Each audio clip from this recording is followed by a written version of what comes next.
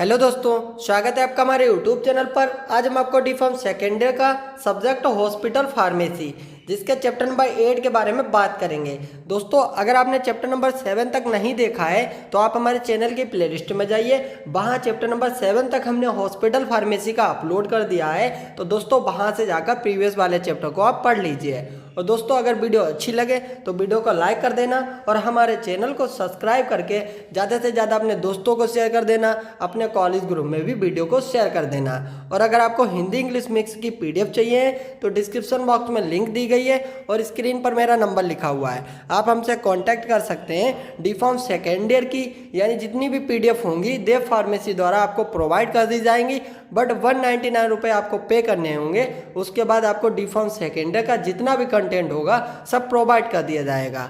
तो दोस्तों, वीडियो को लाइक कर दीजिए और हमारे चैनल को भी सब्सक्राइब कर दीजिए। तो चैप्टर नंबर 8 आपका है क्लिनिकल फार्मेसी। तो क्लिनिकल फार्मेसी क्या होता है, तो सबसे पहले इसको बताएंगे, फिर इसके क्या स्कोप होते हैं, development in India and other countries के बारे में बात करेंगे। तो दोस्तों, यानी क्लिनिकल फार्मेसी में लिखा है हमने जहाँ पर पेशेंट को एक स्पेशल केयर दी जाती है, क्लिनिकली रूप से पेशेंट की मॉनिटरिंग की जाती है और पेशेंट को जो मेडिसिन दी गई है उसकी मॉनिटरिंग की जाती है। यानी ऐसी जगह जहाँ पर पेशेंट को एक स्पेशल केयर दी जाएगी, क्लिनिकली रूप से पेशेंट की मॉनिटरिंग की जाएगी कि उसको क्या प्रॉब्लम है, उसके क्या क्या यानी डिसीज़ के सिम्टम्स हैं, उन सब सिम्टम्स को देखा जाएगा और जो भी उससे यानी उसकी डिसीज़ से रिलेटेड जो भी प्रॉब्लम होगी वह क्लिनिकल फार्मेसी में उसकी मॉनिटरिंग की जाती है और पेशेंट को जो मेडिसिन दी गई है उसकी मॉनिटरिंग की जाएगी और ड्रग के एक्शन को देखा जाता है और अदर क्लिनिकल केयर को क्लिनिकल फार्मेसी के द्वारा किया जाता है। तो दोस्तों, जो भी यानी पेशेंट की डिसीज़ से रिलेटेड यानी पेशेंट को जो भी प्रॉब्लम है उसके लिए सब केयर की जाएगी, तो वह आपकी होगी क्लिनिकल फार्मेसी। और ड्रग की फार्माकोलॉजी फार्माकोकाइनेटिक को क्लिनिकल फार्मेसी के द्वारा चेक किया जाता है, यानी हमारी बॉडी पर ड्रग क्या एक्शन कर रही है और ड्रग हमारी बॉडी पर क्या एक्शन कर रही है, ये सब बातों को देखा जाता है क्लिनिकल फार्मेसी के अंदर। तो दोस्तों, यानी इसमें पेशेंट की पूरी केयर की जाती है, पेशेंट को जो मेडिसिन दी जाती है उसके साइड इफ़ेक्ट को देखा जाता है, उसके फार्माकोलॉजी एक्शन को देखा जाएगा जो भी मेडिसिन दी जाएगी, तो जिसको कहा जाएगा क्लिनिकल फार्मेसी। तो दोस्तों, यही आपका चैप्टर है क्लिनिकल फार्मेसी, यानी चैप्टर नंबर 8 से आपका क्लिनिकल फार्मेसी स्टार्ट होता है। अभी तक आपने पढ़ा है हॉस्पिटल फार्मेसी, अब आप पढ़ेंगे क्लिनिकल फार्मेसी। फिर बात करते हैं स्कोप ऑफ क्लिनिकल फार्मेसी, यानी जो क्लिनिकल फार्मेसी होता है इसके क्या क्या स्कोप होते हैं। तो दोस्तों, हमने हिंदी इंग्लिश मिक्स में इसका बहुत अच्छा थ्योरी आपको डिफाइन किया है, आप इसको अच्छे से पढ़ेंगे तो आपको बहुत अच्छे से समझ में आ जाएगा। तो दोस्तों, अगर वीडियो अच्छी लग रही हो तो वीडियो को लाइक कर दीजिए और हमारे चैनल को सब्सक्राइब करके ज़्यादा से ज़्यादा अपने दोस्तों को शेयर कर दीजिए और अपने कॉलेज ग्रुप में भी वीडियो को शेयर कर दीजिए। तो स्कोप ऑफ क्लिनिकल फार्मेसी में हम आपको बताएंगे, पहला स्कोप है इसका पेशेंट मॉनिटरिंग, यानी क्लिनिकल फार्मासिस्ट पेशेंट के सिम्टम को मॉनिटर करेगा। अगर उसको डिसीज समझ में आती है तब वह ट्रीटमेंट करेगा, अगर उसको डिसीज समझ में नहीं आती है तब वह सीनियर डॉक्टर को रेफ़र कर देगा। यानी क्लिनिकल फार्मेसी के स्कोप में पेशेंट मॉनिटरिंग यानी आपको हेडिंग डालनी है और उसमें लिखना है आपको क्लिनिकल फार्मासिस्ट, यानी पेशेंट के जो भी सिम्टम्स होगा उसको मॉनिटर करेगा। अगर उसको डिसीज समझ में आएगी तो वह उसका ट्रीटमेंट करेगा, अगर डिसीज समझ में नहीं आती है तो वह सीनियर डॉक्टर को यानी रेफ़र कर देता है। और मेडिकेशन हिस्ट्री, यानी फार्मासिस्ट पेशेंट का पूरा रिकॉर्ड को कलेक्ट करेगा कि पेशेंट की हिस्ट्री क्या है और पेशेंट को कौन सी मेडिसिन से एलर्जी है, ये सब हिस्ट्री वह पेशेंट से पूछता है। ये आता है आपका मेडिकेशन हिस्ट्री के अंदर।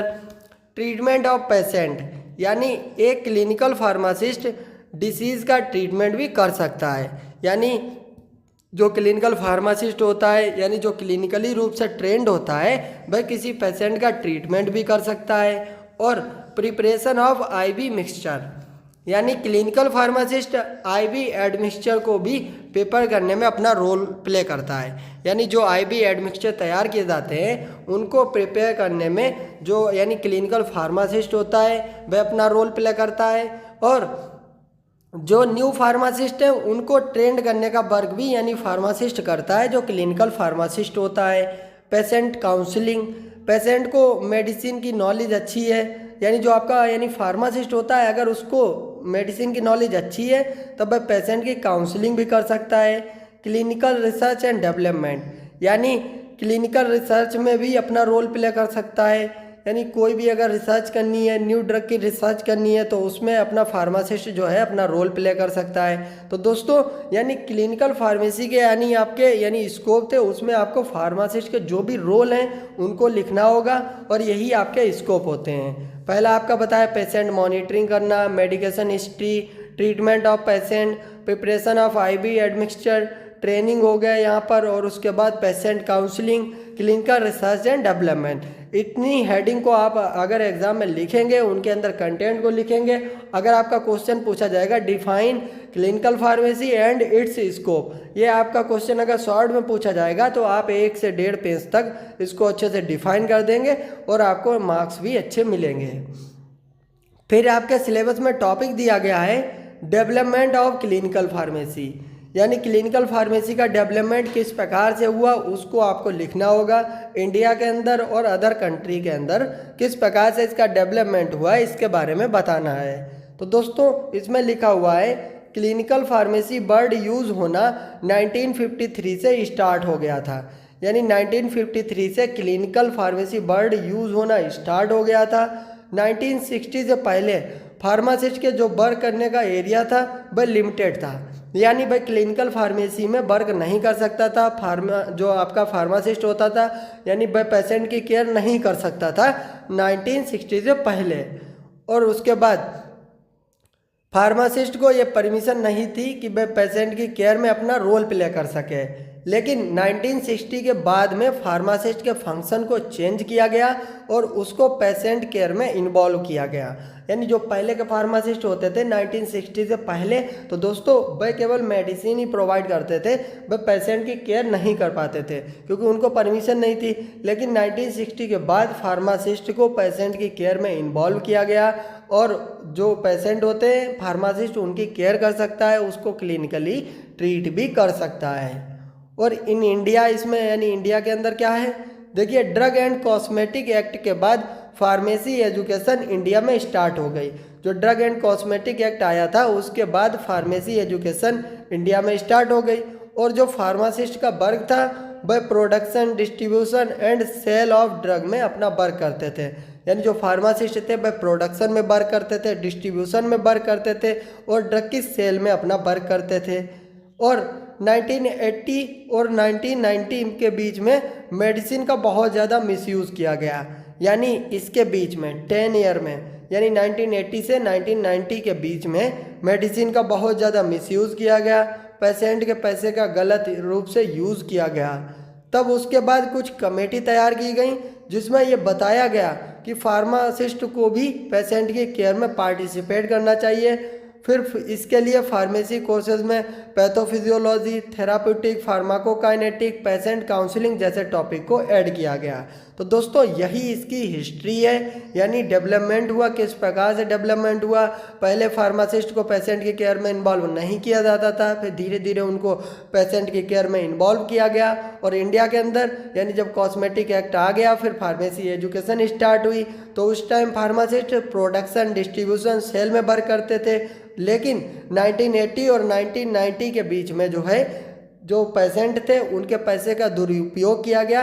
तो दोस्तों उसके बाद कुछ कमेटी तैयार की गई, उन्होंने फार्मासिस्ट को पेशेंट केयर में इन्वॉल्व किया और इन्वॉल्व करने के बाद जो फार्मेसी कोर्स है उसमें कुछ यानी सब्जेक्ट को ऐड किया। उसके बाद दोस्तों इस प्रकार से क्लिनिकल फार्मेसी का डेवलपमेंट हुआ।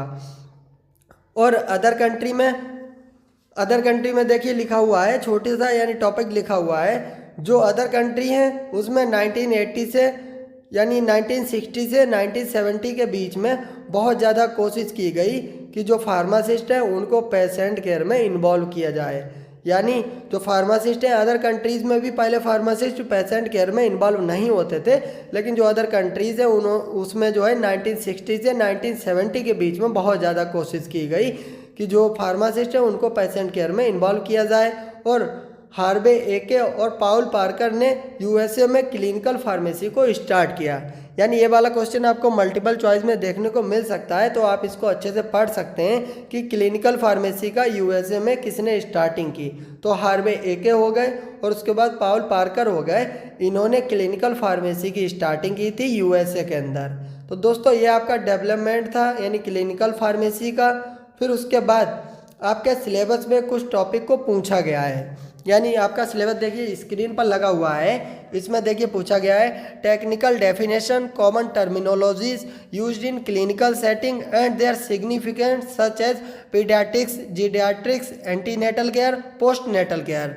तो दोस्तों आपके सिलेबस में ये यानी 4 आपके paediatrics, geriatrics, antenatal, postnatal, इन टॉपिक को हाईलाइट किया गया है। तो इन टॉपिक को दोस्तों हम अच्छे से कवर करेंगे और इसके जो भी यानी टेक्निकल डेफिनेशन होगी, कॉमन टर्मिनोलॉजीज होगी, जो भी इसके सिग्निफिकेंट होंगे उनको हम बताएंगे। तो दोस्तों वीडियो अगर अच्छी लग रही हो तो वीडियो को लाइक कर दीजिए और हमारे चैनल को सब्सक्राइब कर लीजिए, और हम आपके लिए हिंदी इंग्लिश मिक्स का पूरा कंटेंट प्रोवाइड करेंगे और अच्छे से आपका सिलेबस कंप्लीट कराएंगे। फिर मल्टीपल चॉइस वाली प्रिपरेशन भी स्टार्ट कर देंगे। तो दोस्तों पीडियाट्रिक्स के बारे में बात करते हैं, यानी पीडियाट्रिक्स क्या होता है। देखिए जब नवजात शिशु का जन्म होता है, यानी किसी छोटे बच्चे का जब जन्म होता है, तो उसकी mental, physical and social health की देखभाल करना, ये सब वर्क भी क्लिनिकल फार्मासिस्ट का होता है। यानी किसी छोटे बच्चे का जन्म हुआ तो उसका मेंटल हेल्थ को देखना, फिजिकल हेल्थ को देखना, सोशल हेल्थ को देखना, ये सभी वर्क फार्मासिस्ट के होते हैं। और चिल्ड्रन में कौन सी एक्यूट डिसीज़ है, कौन सी क्रोनिक डिसीज़ है, और डिसीज़ को डायग्नोस करना, उसकी केयर करना पीडियाट्रिक्स केयर के अंतर्गत आता है। तो दोस्तों जो भी यानी चिल्ड्रन से रिलेटेड केयर की जाती है हॉस्पिटल के अंदर, तो उसको कहा जाता है पीडियाट्रिक्स। और इसमें हमने कुछ पॉइंट्स को लिखा है। न्यू बॉर्न बेबी, यानी यहाँ पर लिखा हुआ है न्यू बॉर्न बेबी कितना ग्रो कर रहा है, कितना मैच्योर हो रहा है, ये सब यानी मॉनिटर करना, ये पीडियाट्रिक्स के अंदर ही आता है। और न्यूबॉर्न रिस्पायरेशन रेट जो होता है 1 मिनट 40 रिस्पायरेशन पर मिनट होता है, यानी उसका जो रिस्पायरेशन रेट होता है न्यूबॉर्न बेबी का वह होता है 40 रिस्पायरेशन पर मिनट। तो दोस्तों मल्टीपल चॉइस के लिए आपको ये पढ़ लेना है। और इन्फेंट की नॉर्मल पल्स रेट जो होती है 110 से 160 बीट पर मिनट होती है। तो ये भी आपका मल्टीपल चॉइस में पूछा जा सकता है, इसलिए हमने इसको ऐड कर लिया है। तो दोस्तों पीडियाट्रिक्स के अंदर क्या आएगा, जितना भी छोटे बच्चों से रिलेटेड यानी जो भी केयर होती है हॉस्पिटल के अंदर, वह आपकी पीडियाट्रिक्स के अंदर आती है। और इसके हमने कुछ सिग्निफिकेंट लिखे हुए हैं, सिग्निफिकेंस ऑफ पीडियाट्रिक्स।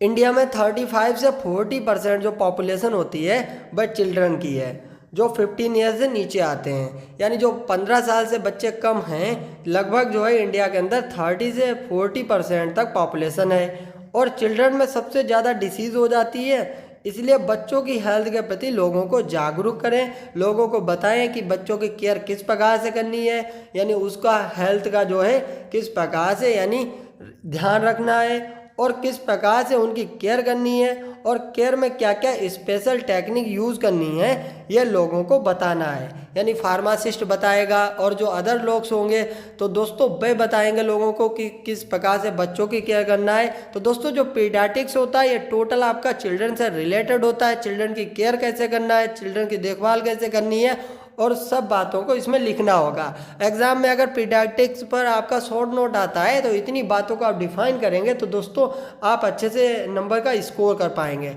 यानी आपके नंबर अच्छे आएंगे। फिर इसमें लिखा हुआ है some common medicine for paediatrics, जिसमें हमने लिखा हुआ है एमॉक्सिसिलिन हो गया, एल्बिट्रॉल हो गया, सिफालेक्सिन हो गया, एजिथ्रोमाइसिन और फ्लूटिकासोन हो गया, यानी फ्लूटिकासोन हो गई जो ड्रग होती है फ्लूटिकासोन, और आइबुप्रोफेन और रेडनिसोन। तो दोस्तों ये कुछ यानी ड्रग्स हैं जिनको पीडियाट्रिक्स में यूज़ किया जाता है, यानी पीडियाट्रिक्स वार्ड में इनका यूज़ किया जाता है। फिर बात करते हैं जीडियाट्रिक्स।